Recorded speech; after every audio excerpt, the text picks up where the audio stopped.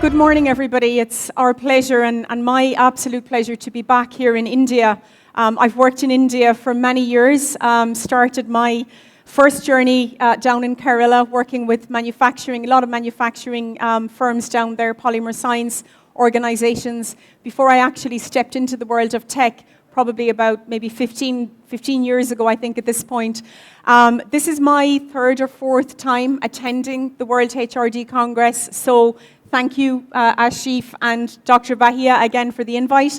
I'm delighted to be here today to talk a little bit about the most recent journey that I've been on with a company called Forterro, and just how a HR function inside a business that's undergoing hugely significant transformation can actually position ourselves to be the accelerant function of that change inside the business by doing and focusing just on a few really basic concepts. And that's what I wanted to share with you today. I shared the stage with my VP for People and Culture inside in Forterro, and I'm going to, let me see. So introducing Lewis. Lewis has been working with me for the past 4 or 5 years.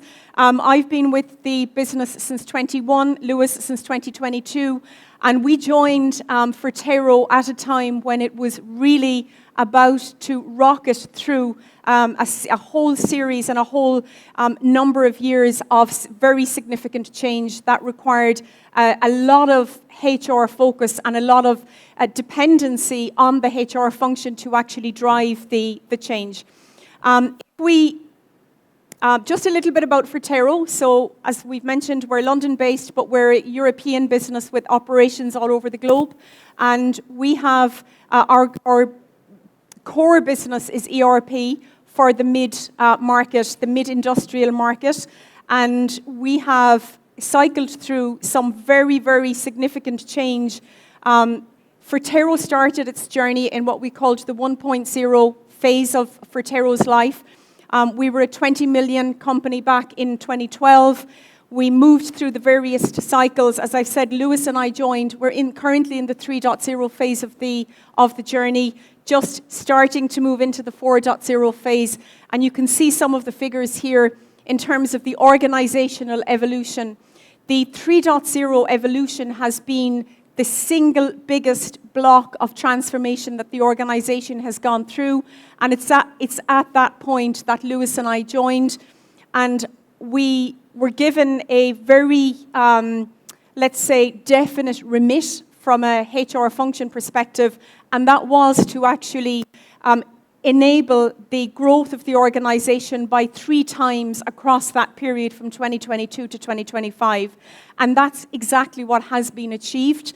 We've gone from, as I said, back in 2012 to being a 20 million company to today being a 600 million and 200 EBITDA organization with a plan that takes us into 4.0 with very, very significant new ambitions for the next 4 years ahead of us. The remit was very clear that the organization required an accelerated HR transformation journey that would deliver that 3 times growth. And the real challenge for Lewis and myself as the senior HR leaders in the business was to actually find the balance to identify the right things that we could deliver as HR leaders to gain that traction, to gain that accelerated transformation, while also focusing on excellence. Excellence in people strategies, excellence in people experience. And so we're here today to share a little bit about the things that we relied on to guide us and to be the beacon to help us as HR strategists to deliver that outcome for the business. And Lewis, in a few moments, is going to speak about the new polymorphic world that we work in and what the implications that has for HR structures in how we actually deliver our service to the business, how we need to really adapt the structure in the PX or the HR organization to actually be the accelerants of that change inside the business, and the criticality of how the HR service is actually delivered is something that we want to focus on here this morning. So, Lewis, I'm going to pass over to yourself. Sorry, I have to walk across. And I'll come back in a few minutes to, how the models that we actually used to guide the decisions we took to evolve the strategy. Perhaps this is a new term for some of the people in the room today, but we live now in a very polymorphic world. And if you're not familiar with that term, it comes from a Greek word meaning many forms. So if we think about the context that we live in today, where technology is rapidly changing, we've had a day and a half now talking about AI and what that's doing to various different industries, that technology is moving at such a pace that it's actually moving faster than the skills development in our organization. So it was great to hear some of those conversations going on this morning. But also the economic context in which we're operating moves so quickly at pace now. We only have to talk recently as a global organization about the economic context and the tariffs that we've been discussing in every country and the impact that it's had on organizations. And this economic context moves a lot faster than our strategy cycles in organizations. We're used to planning 12 months in advance. What are we going to be doing this year? But actually, more and more, we need to become agile. And what that means from a transformation perspective is that as a team, we can no longer rely on those linear change programs where we plan something out, we assume a steady state, we make some changes, and then we freeze that position again in the organization. We have to reinvent ourselves to be slightly more agile. And this is where we came across the term of polymorphism, which is brought to us by Perry Timms. So he's a thought leader in the UK. I'd suggest you give him a good follow to learn more about this. But from a HR structure perspective, Sharon and I spent a lot of time looking at how do we design the function to be that accelerant for transformation. So in a polymorphic world, HR thinking, HR structure must change. So we have to move away from the traditional structures and look at what we term agile HR squads. So agile is not a new term, I'm sure, to many people in the room. It's been around for many years in project management, change management, software companies and PRD functions. But thinking about it in a HR context is a very different way of structuring ourselves. And that's what we've been doing over the last 5 years as well, to drive that forward motion and that fluid transformation through the organization. So just a note on polymorphic organizations, which I think describes Forterro really well. I could sort of imagine Forterro as we heard this term from Perry Timms. We have to think about our organization as a living system. So it's not static. It's constantly moving, constantly responding to the needs of the people, the needs of the business, the needs of the customer. And what we're looking to do is move away from that single rigid hierarchy that we maybe had 15, 20 years ago in the HR function and start thinking about those living structures around culture, around leadership, technology, process, thinking about the purpose that we're transforming rather than reacting to the markets. So I think what we're going to do now is just move a little bit into the practice of how Forterro has taken this term, taken this concept, and applied it into Forterro. Great. So I've spoken about my time working in India for a number of years, and one of the inspirations that I had was when I was doing a very first tour of India a number of years ago, where I was introduced to the Golden Triangle. Of course, we know from a tourism perspective, the Golden Triangle in India represents the Delhi, Jaipur, and Agra section there of the tourist, one of the big hotspots in India. And in that inspiration, I was introduced to that Golden Triangle, and it's never left me actually in developing HR strategy going forward, because the Golden Triangle for me in HR transformation is about three things and three things only. The level to which you focus on one or other of those areas of the triangle really depends on the existing or the prevailing organizational context. So I've been using this for many, many years. And again, at Forterro, I relied on this Golden Triangle model to help to guide Lewis, in defining what the people strategy needed to look like in order to deliver that 3 times growth over that 5-year period we've just passed through. 3 areas. Do you have the right culture in the organization? Do you have the right leaders leading that culture? And as a HR function, do you have the right technology to give you the analytics that you require to inform the business and to serve the business? And every initiative that you implement or every initiative that you propose to the business, in my view, should sit in one or other of those 3 parts of that triangle. And we're going to go through it in more detail. We will talk to you about, just a few of the things we did in each of the areas.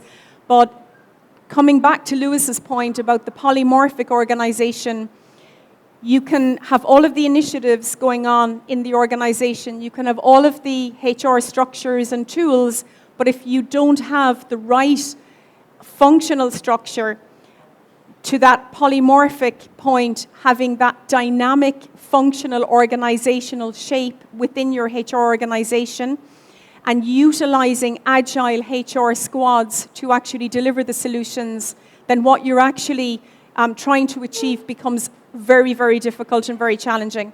And in fact, it took us a bit of time to figure that out as we were cycling the extraordinary change that needed to happen inside Forterro in order to deliver that 3 times value.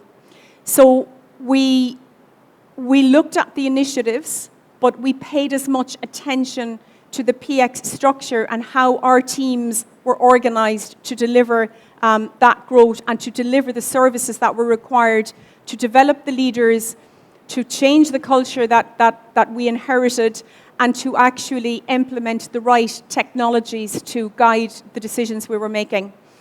And if we look at the starting point is always you start with the end in mind and then you prepare your backward plan. So understanding what we needed to achieve, that was made very clear in the initial remit that we had. And I'm just going to pass to Lewis to speak a little bit about what we called some of the lighthouse projects that were developed with the 4.0 end in mind. I'm sorry if this is irritating with us going back and forth. Thank you, Sharon.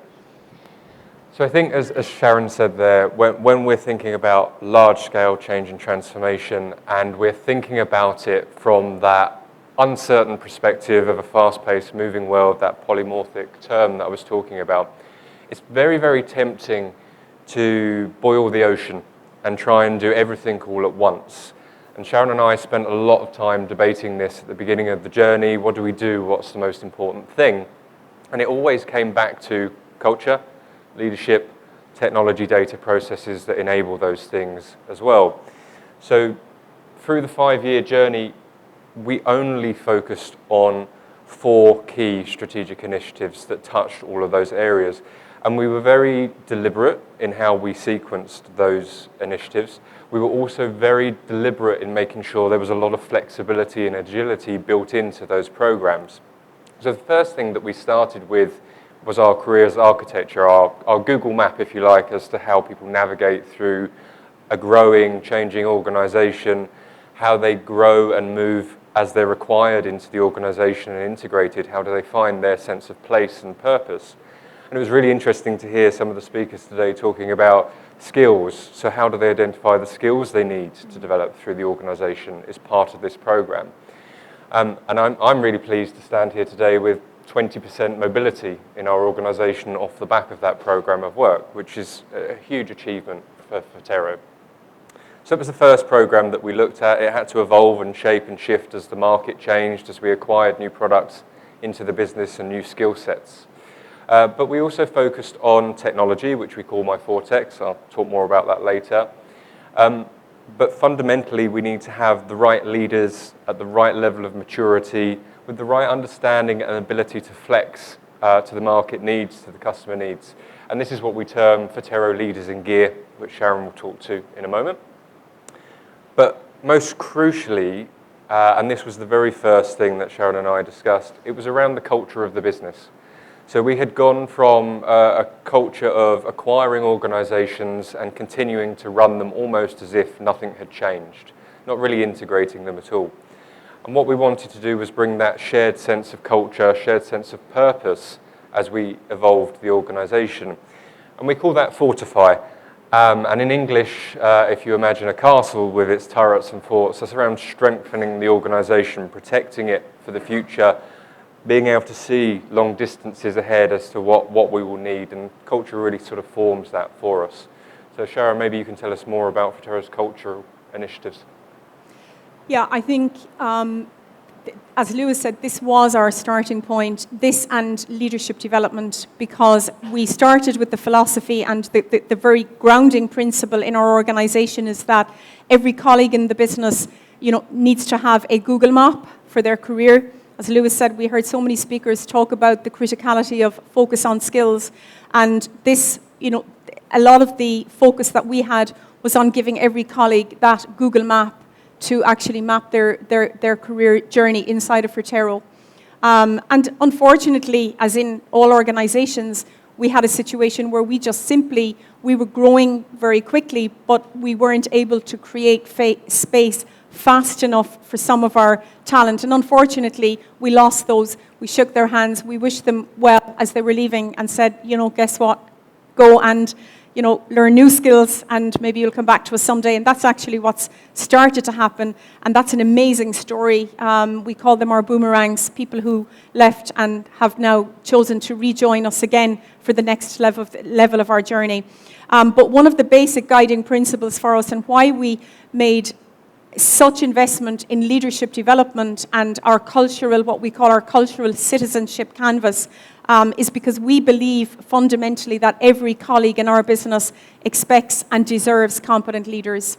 So a lot of focus during the journey. And when our teams saw us investing so heavily in leadership development, we heard Christopher speak this morning, about performance, and there may come a point where you need to change the leader if the people aren't getting traction on performance. And that's exactly what we did. We had a lot of change of leadership because either they couldn't lead the people or because they couldn't reorient themselves to the new culture. And so we went through a rebrand. We redefined the values, and that was done with the help and the support of every colleague in the business. Brand pride was a huge thing for us. We had a very tired-looking brand. So we wanted people to get excited again, to have that sense of belonging to a brand that was looking fresh in the market, ready to take on this, very significant transformation journey.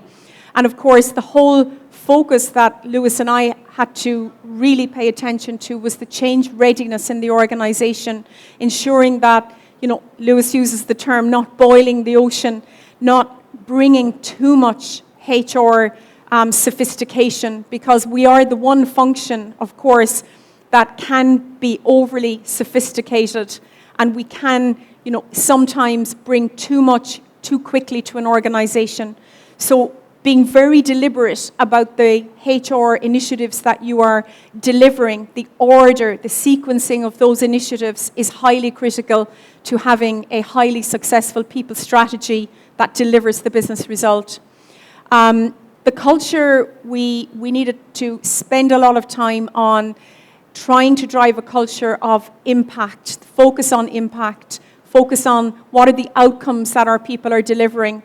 And again, I come back to Christopher's session this morning where he spoke about clarity, ensuring that we are taking confusion away out of the business, not having 10 objectives for each colleague in the business, but maybe having 2 or 3, where people understand the connection between the work they're producing and the impact and the outcome that's having on the overall organizational strategy.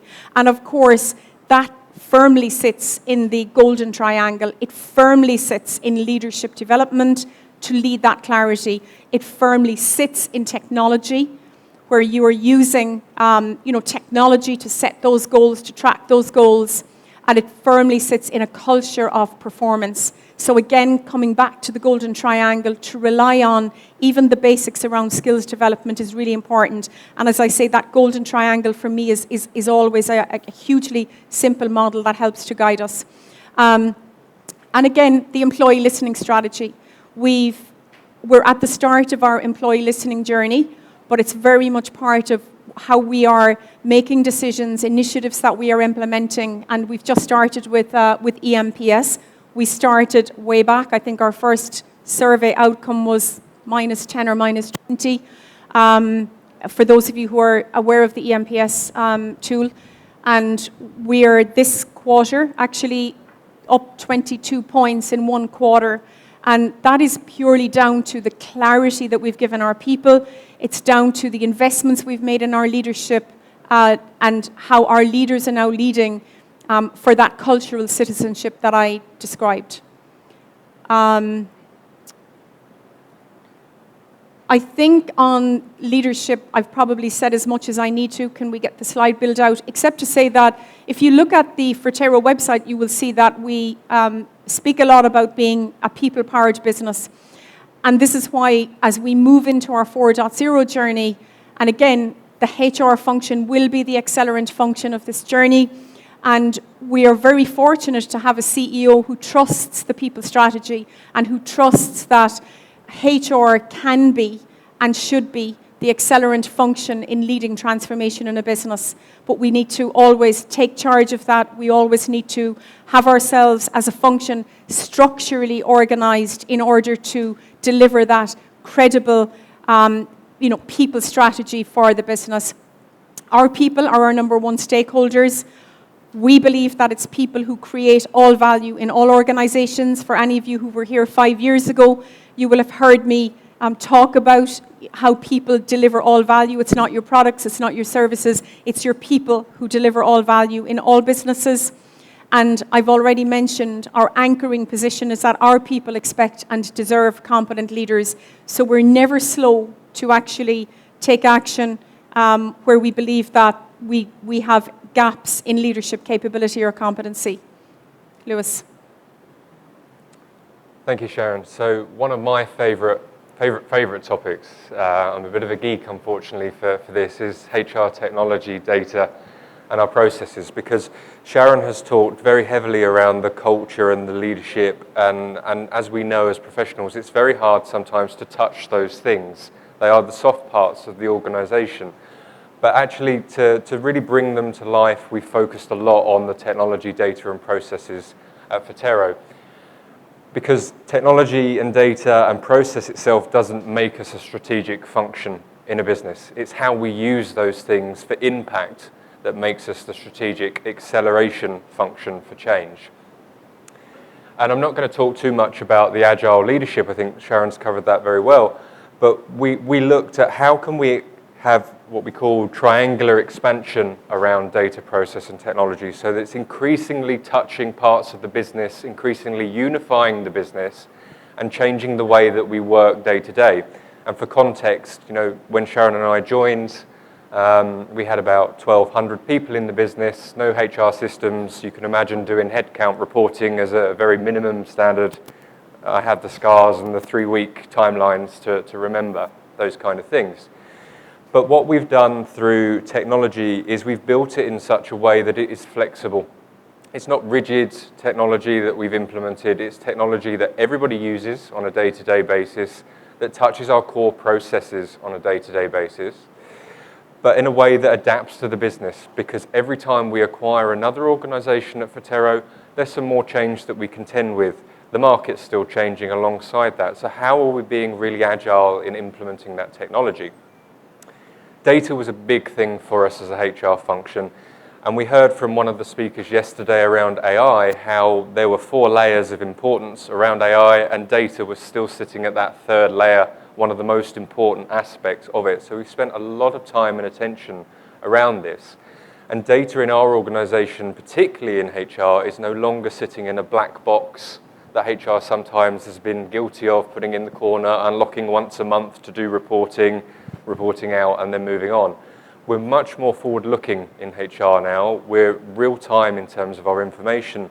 And that expansion that I was talking about is really around direct access to leaders, so that they're acting on that data as they see it. So Sharon talked about ENPS as a prime example, and us being able to move 22 points on ENPS in the space of a quarter. That's huge in terms of movement. That's not the HR function doing that work, it's the leaders that we're accelerating through that work as well. And then lastly, in terms of process, and I think this is sometimes where change can go to die in a transformation project if we're not too careful with it.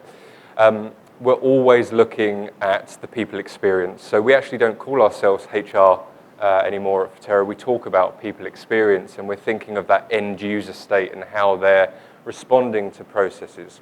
So we're trying to remove that friction that sometimes we have in transformation programs and governance processes and controls that HR implement to more of a fluid and flexible motion forward process in our organization. So I think it's important to remember that that's the shift that we're talking about. It's moving from those rigid structures that maybe we had 15, 20 years ago to moving to that polymorphic, agile structure within the function so that we can accelerate the change.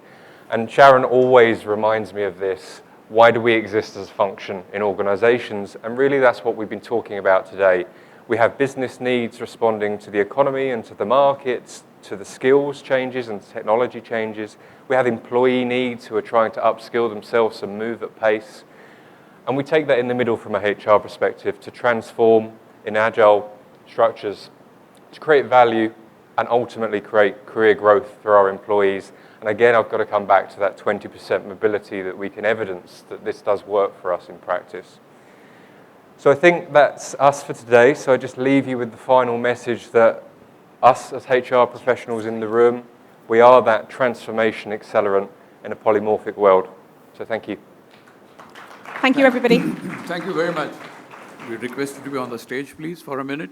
Sharon and Lewis, 22 EMPS points in 1 quarter. I'm amazed at the clarity that you gave to people, and Sharon said that was fundamentally the reason why you got that. So I think keeping things simple seems to be the mantra here. But I like this journey that you undertook.